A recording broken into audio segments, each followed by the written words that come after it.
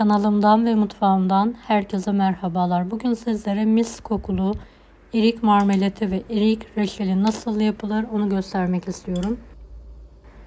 Tarifimize hemen başlayalım. Bahçeden topladığım, yıkadığım eriklerim var. Kokulu erikler. Yıkadığım erikleri keskin bir bıçak yardımıyla orta kısmındaki çekirdek kısmını çıkartıyorum ve erikleri küçük parçalar halinde doğruyorum.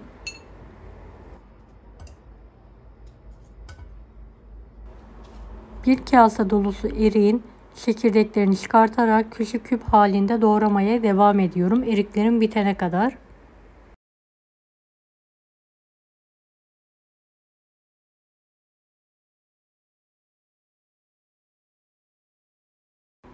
Videomu bu kısma kadar izlediyseniz yorum kısmına herhangi bir emoji bırakırsanız bana destek olmak için sevinirim.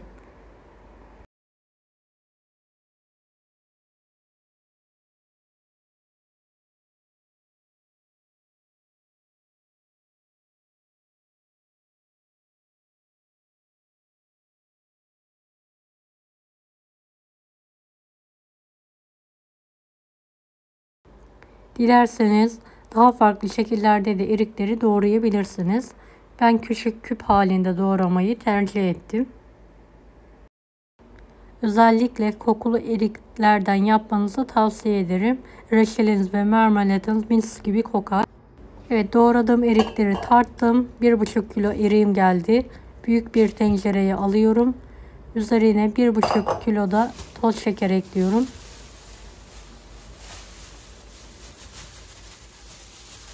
Birebir ölçü kullanıyorum. İçinde hiç su kullanmadan tam kıvamında reçel yapacağız.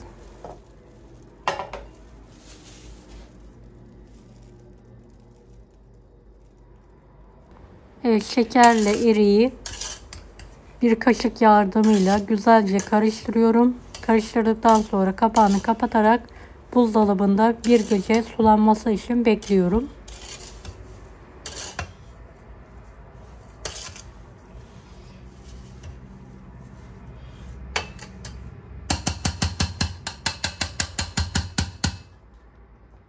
Evet, eriklerim hazır. Artık buzdolabına kaldırabilirim.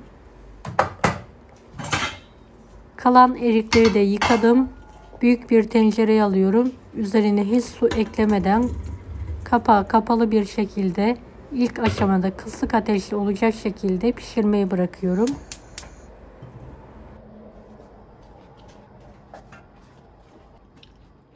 Evet, eriklerim sulanmaya başlayınca ara sıra karıştırıyorum ve ocağın altını yükseltiyorum. Kapağını da açıyorum. Yumuşayana kadar pişirmeye devam ediyorum eriklerimi.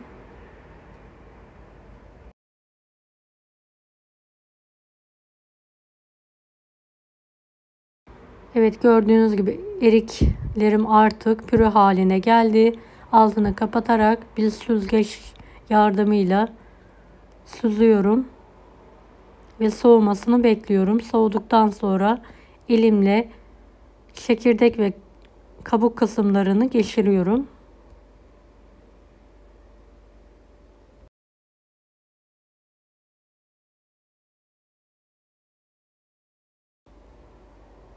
Evet, ertesi gün erik marmelatımın üzerine 2,5 su bardağı toz şeker ekliyorum ve karıştırıyorum.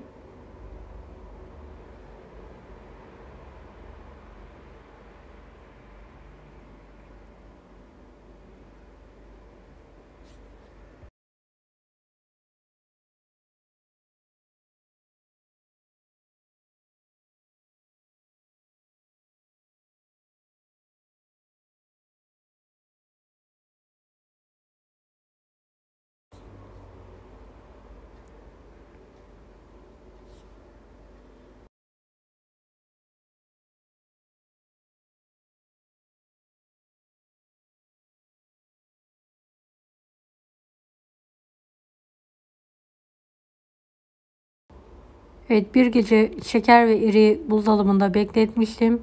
Ertesi sabah çıkardım ve karıştırıyorum. Şekerin erimesini sağlıyorum.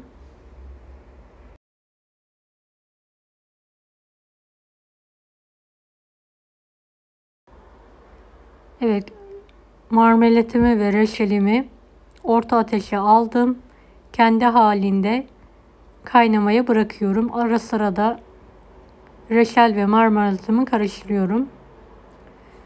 Evet, kıvam almaya başlayınca 2-3 parça limon tuzu atıyorum her ikisine de. Üzerindeki köpüğü bir kaşık yardımıyla alarak atıyorum.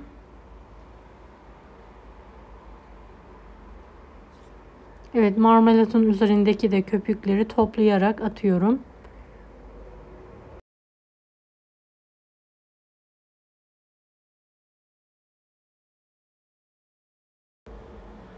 Marmelat daha erken kıvama geldiği için kıvam alınca altını hemen kapatıyorum.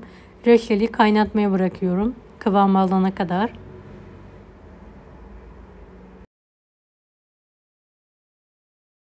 Dakika vermiyorum. İriğinizin diriliğine göre değişiklik gösterebilir. Evet, kıvam kontrolü yapıyorum. Kıvama geldi. Her ikisinin de altını kapattım ve soğumaya bırakıyorum. Soğuduktan sonra tekrardan kıvamlarını sizlere göstereceğim. Şu an sulu gibi görünüyor ama soğuduktan sonra ikisinin kıvamı da tam yerinde. Evet, reçelim soğudu. Gördüğünüz gibi kıvamı tam yerinde oldu. Soğukken kavanozlara alıyorum artık. Bu şekilde kavanozlara koyarsanız kıvamında asla bozulma olmaz. Sıcak koyarsanız kavanozlarda sulanma yapacağı için kıvamında bozulma olabilir. Kavanozları doldurduktan sonra kapaklarını sıkıca kapatarak buzdolabına kaldırıyorum. Evet, marmelatımın da kıvamını göstermek istiyorum. Bu da tam kıvamında oldu. Kavanoza alıyorum. En son kapaklarını sıkıca kapatarak buzdolabında muhafaza ediyorum. 1-2 sene bu şekilde muhafaza edebilirsiniz. Asla bozulma yapmaz.